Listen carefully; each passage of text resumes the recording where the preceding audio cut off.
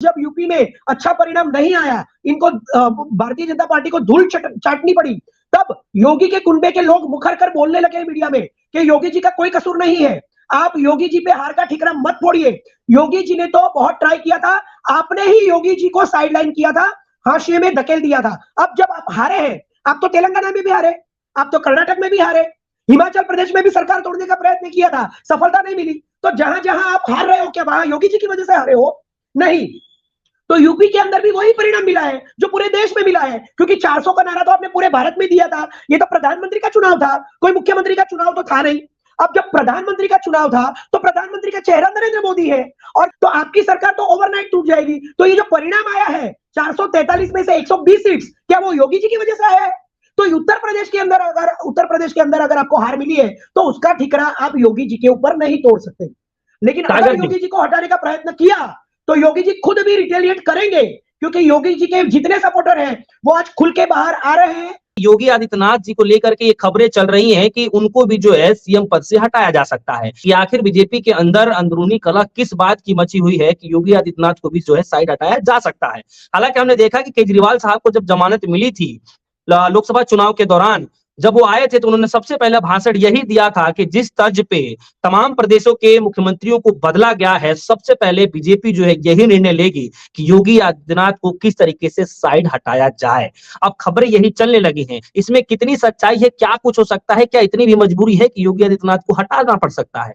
बातचीत करेंगे हमारे साथ खास मेहमान सागर साहब, उत्तर प्रदेश की इस राजनीति के अंदर योगी जी को लेकर के जो चल रहा है।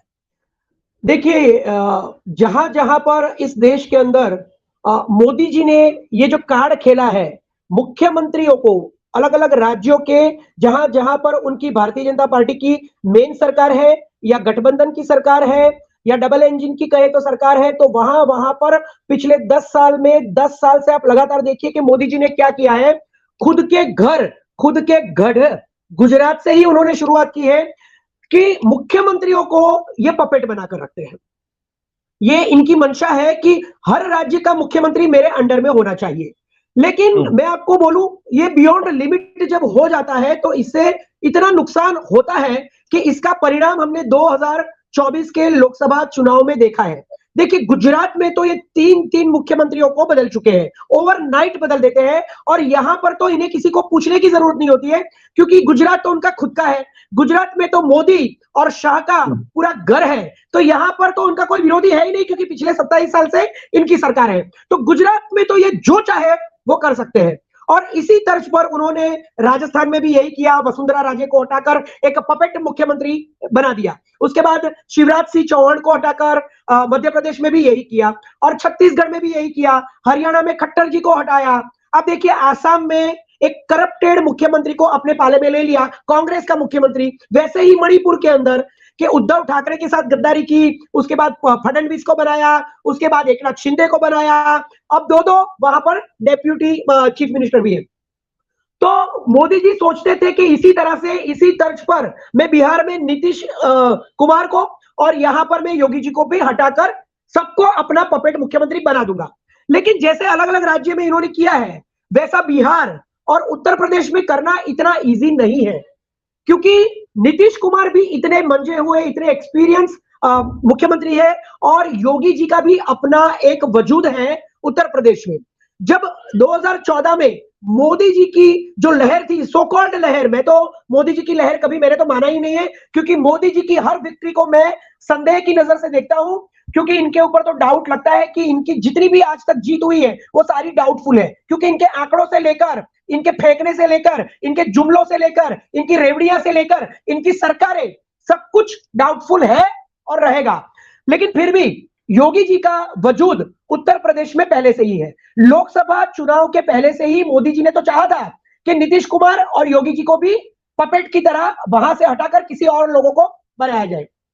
लेकिन उन्हें पता चल गया कि इतने सारे राज्यों में बहुत सारा नुकसान हुआ है। अब देखिए, लोकसभा में राजस्थान में नुकसान हुआ, आपको पता है। हरियाणा के अंदर भी किसान आंदोलन और महिला एथलीट्स को लेकर ऐसा माहौल बन चुका है कि अगली जो विधानसभा की चुनाव आ रही है उसमें भी डर लग रहा है मोदी जी को कि कहीं हरियाणा हाथों से ना निकल जाए। और वैसा ही बिल्कुल झारखंड में भी है, और वैसा ही बिल्कुल महाराष्ट्र में भी है। तो इसीलिए मुझे लगता है कि 2024 के चुनाव से पहले, लोकसभा चुनाव से पहले ये युद्ध चल ही रहा था, लेकिन वो पूरा मतलब बाहर नहीं आया था, अंदर अंदर अंदर खाने चल रहा था। योगी और शाह के बीच में ये शीत युद्ध पिछले 3-4 साल से चल रहा है, क्योंकि अमित शाह जो Chanakya so called Bharatiya Janata party के हैं, उन्हें ऐसा लगता है कि मोदी जी के बाद अगर किसी का नाम होना चाहिए तो मेरा होना चाहिए, कि मोदी जी अगर नहीं है तो मोदी जी के बाद अमित शाह का तो कोई चांस नहीं है कि वो प्रधानमंत्री बन सके। लेकिन फिर भी अमित शाह को ऐसा लगता है कि योगी मेरे सबसे बड़े कॉम्पिटिटर है, मेरे सबसे बड़े दुश्मन है। तो योगी जी को हटाने के लिए लोकसभा चुनाव के पहले से ही इन लोगों के प्रयत्न चल रहे हैं, लेकिन हालांकि उन्हें कोई ऑप्शन नहीं मिल रहा है कि, क्योंकि देखिए उत्तर प्रदेश एक ऐसा प्रदेश है जो हरियाणा नहीं है, उत्तर प्रदेश एक ऐसा प्रदेश है जो राजस्थान, मध्य प्रदेश, गुजरात जैसा नहीं है। क्योंकि आप पॉपुलेशन देखिए, इन सारे स्टेट्स की जो पॉपुलेशन है, इन सबको अगर इकट्ठा कर दिया जाए तो इतने सारे स्टेट्स की जो पॉपुलेशन है 24 करोड़ 25 करोड़ लोग उत्तर प्रदेश में है। अगर उत्तर प्रदेश के टुकड़े कर दिए जाए तो कम से कम 4 स्टेट बन सकते हैं।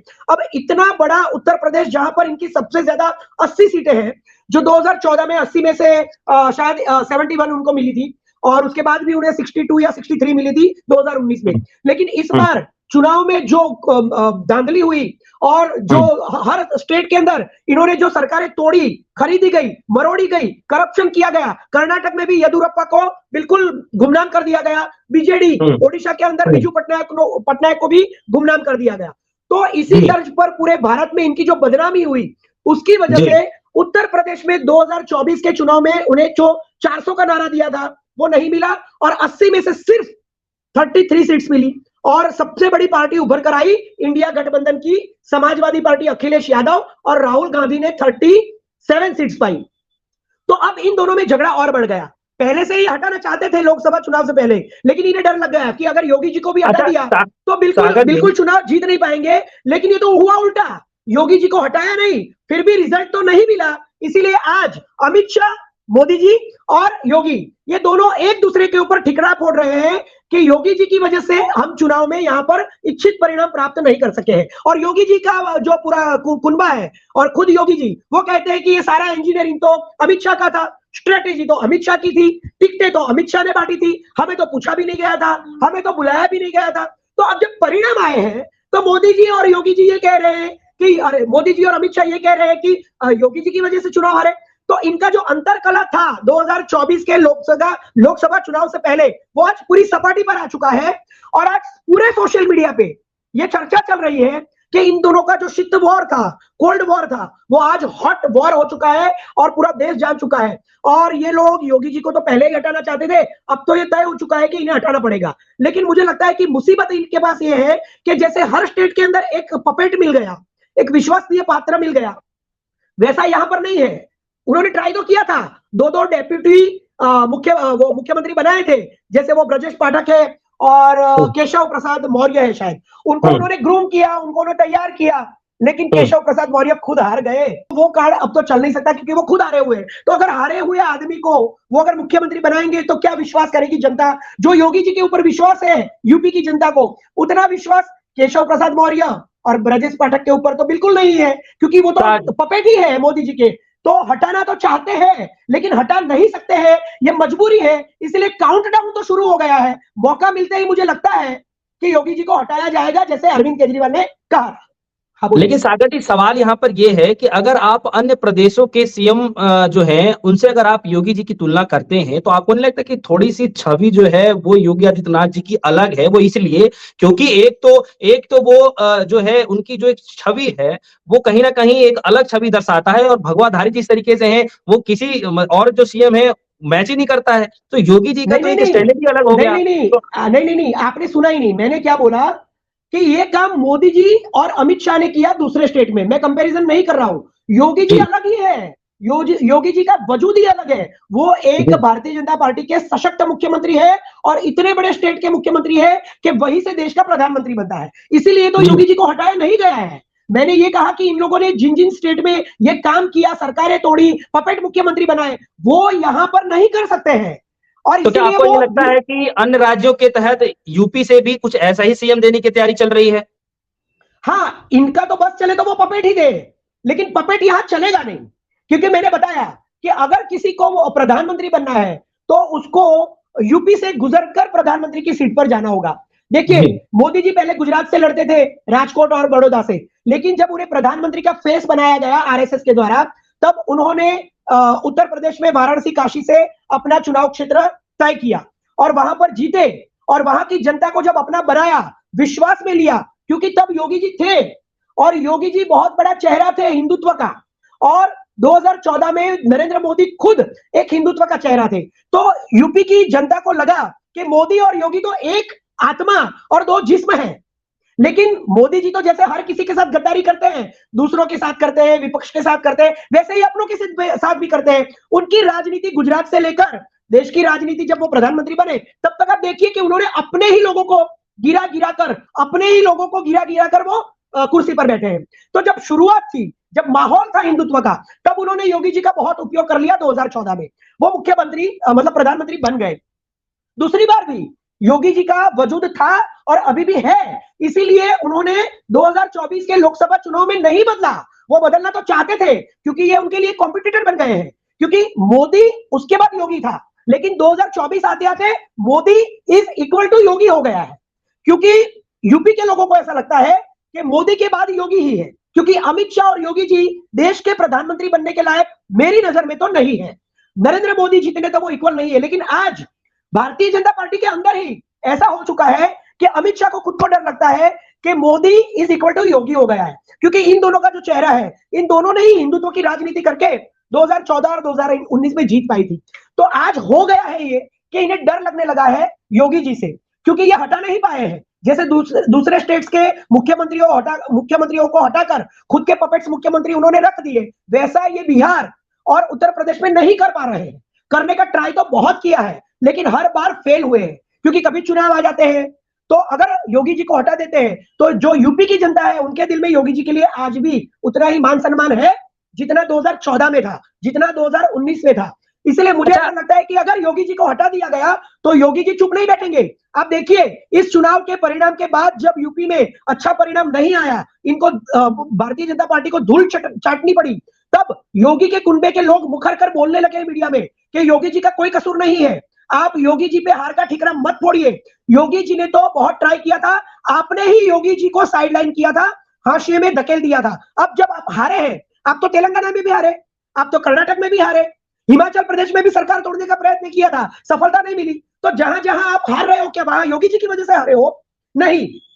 तो यूपी के अंदर भी वही परिणाम मिला है जो पूरे देश में मिला है, क्योंकि 400 का नारा तो आपने पूरे भारत में दिया था। ये तो प्रधानमंत्री का चुनाव था, कोई मुख्यमंत्री का चुनाव तो था नहीं।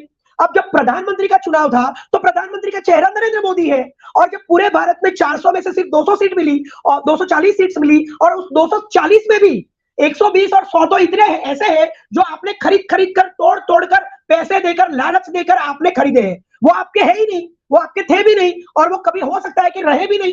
तो आपकी सरकार तो ओवरनाइट टूट जाएगी। तो ये जो परिणाम आया है 443 में से 120 सीट्स, क्या वो योगी जी की वजह से आया है? तो उत्तर प्रदेश के अंदर अगर आपको हार मिली है तो उसका ठिकरा आप योगी जी के ऊपर नहीं तोड़ सकते। लेकिन अगर योगी जी को हटाने का प्रयत्न किया तो योगी जी खुद भी रिटेलिएट करेंगे, क्योंकि योगी जी के जितने सपोर्टर हैं वो आज खुल के बाहर आ रहे हैं, बोल रहे हैं। देखिए, मैं आपको बताऊं, एक बहुत सीनियर मंत्री है मोती सिंह करके, उत्तर प्रदेश के, बहुत पुराने, उन्होंने खुलकर बोला है कि मैं 42 साल की अपने करियर में इतना भ्रष्टाचार मैंने उत्तर प्रदेश में नहीं देखा है। तो उत्तर प्रदेश में तो डबल इंजन की सरकार है, अगर योगी जी ने भी भ्रष्टाचार किया है तो दो डेप्यूटी मुख्यमंत्री तो मोदी जी के भी है, गवर्नर भी उनका होता है, बहुत सारे ऐसे मंत्री हैं जो मोदी जी को सपोर्ट करते हैं। तो ये उत्तर प्रदेश की जो सरकार है वो दो कुंभों में बटी हुई है पहले से। एक मोदी शाह का आधी गवर्नमेंट है, डेप्यूटी चीफ मिनिस्टर्स दोनों से लेकर, और दूसरे मंत्री, और एक धड़ा योगी जी का है। तो अगर यहां पर इतना भ्रष्टाचार हुआ है, हिंदुत्व की जो छवि थी वो थोड़ी धूमिल हुई है, जो पेपर्स लीक होते हैं उसकी बहुत सारा युवाओं के बीच में उसकी जो नाराजगी है, और बहुत सारे प्रश्न है उत्तर प्रदेश के अंदर। कस्टडी में बहुत सारे लोगों की, पुलिस कस्टडी में बहुत सारे लोगों की मौत हुई है, जो लगातार कानून और कायदा, इतने सारे फेक एनकाउंटर्स हुए हैं, कायदा और कानून की हालत अच्छी नहीं है। तब अगर योगी जी को हटाया गया तो योगी जी चुप नहीं रहेंगे, क्योंकि योगी जी तो 2 बार ऑलरेडी मुख्यमंत्री बन चुके हैं, उनके पास अपनी ताकत है, अपना वजूद है। इसलिए ये मोदी जी और शाह एक ऑप्शन ढूंढ रहे हैं कि कोई एक व्यक्ति मिल जाए, फिर इन्हें हटा दिया जाएगा। एक आने वाले समय में उपचुनाव भी होना है 10 सीटों पर। हाँ। क्या लगता हाँ है कि इस उपचुनाव में ये परिणाम जो आएंगे उसके बाद ये योगी जी के लिए खास तौर पे अग्नि परीक्षा का ये माहौल बनने वाला है उनके लिए? नहीं नहीं, मैं अभी भी बोल रहा हूं, उपचुनाव आ रहे हैं, इसीलिए शायद अभी भी योगी जी को ये लोग नहीं हटाएंगे। क्योंकि मैं आपको बताता हूं, जहां जहां पर इन लोगों ने सरकारें तोड़ी है, तो जिन जिन लोगों के साथ इन्होंने गद्दारी की है, चाहे वो उद्धव ठाकरे हो, चाहे शरद पवार हो, फिर किसी और स्टेट के अंदर आप किसी को भी ले लीजिए, तो अरविंद केजरीवाल को जेल में डाला, हेमंत सोरेन को जेल में डाला। तो जिन जिन लोगों के साथ इन्होंने गद्दारी की है, धोखेबाजी की है, चीटिंग की है, फ्रॉड किया है, उनकी सिंपैथी पब्लिक में बढ़ी है। और अगले जो उपचुनाव आ रहे हैं वो करीबन 10 सीट्स के आसपास है, उसमें आधी से ज्यादा सीट्स ऐसी है जो पहले से ही भारतीय जनता पार्टी नहीं जीत पाई है। तो अगर योगी जी को अभी हटा देंगे उपचुनाव के वक्त, तो जो देश की सिंपैथी है, उसके बाद जो यूपी की सिंपैथी है लोगों की, जनता की, वो योगी जी के पास चली जाएगी। और हो सकता है कि जो अभी उपचुनाव हुए 7 राज्यों में, जिसमें 13 सीट्स थी, जिसमें भारतीय जनता पार्टी 13 की 13 सीट पर लड़ी थी, 11 में हार गई, सिर्फ 2 में जीती है। अयोध्या के बाद उत्तराखंड में बद्रीनाथ भी हार चुकी है। टीएमसी जहां पे है पश्चिम बंगाल में, वहां तो चारों की 4 सीट चित्त कर दी ममता जी ने। ममता जी तो इन्हें लगातार बैक टू बैक हरा रही है, इज्जत की धज्जियां उड़ा रही है मोदी जी की। अगर यूपी में ऐसा हुआ, अगर मोदी जी योगी जी को उपचुनाव से पहले मोदी जी ने हटाया, तो हो सकता है कि इन 13 सीट्स के अंदर, जो 13 में से 10 में 11 में ये लोग हार गए, सिर्फ 2 जीते, एक मध्य प्रदेश और हिमाचल में, वैसा ही यूपी में फिर से 1 महीने के अंदर लोकसभा 2024 के चुनाव के बाद इस 13 सीटों में जो उन्हें मुंह की खानी पड़ी है, उससे भी बदतर रिजल्ट उत्तर प्रदेश की 10 सीट्स के उपचुनाव में आ सकता है, अगर मोदी जी को आज हटा दिया गया। तो इन्हें जब जब योगी जी को हटा दिया, सॉरी, तो अगर ये जब जब योगी जी को हटाने जाते हैं, तब इनके सामने एक चुनौती आ जाती है। कोई ना कोई चुनाव आ जाता है, या लोकसभा का चुनाव आ जाता है, अभी उपचुनाव है, उसके बाद विधानसभा के 27 में चुनाव आने वाले हैं। तो योगी जी को हटाने के लिए इन्होंने बहुत प्रयत्न किए, लेकिन इनकी दाल पतली है, गल नहीं रही है।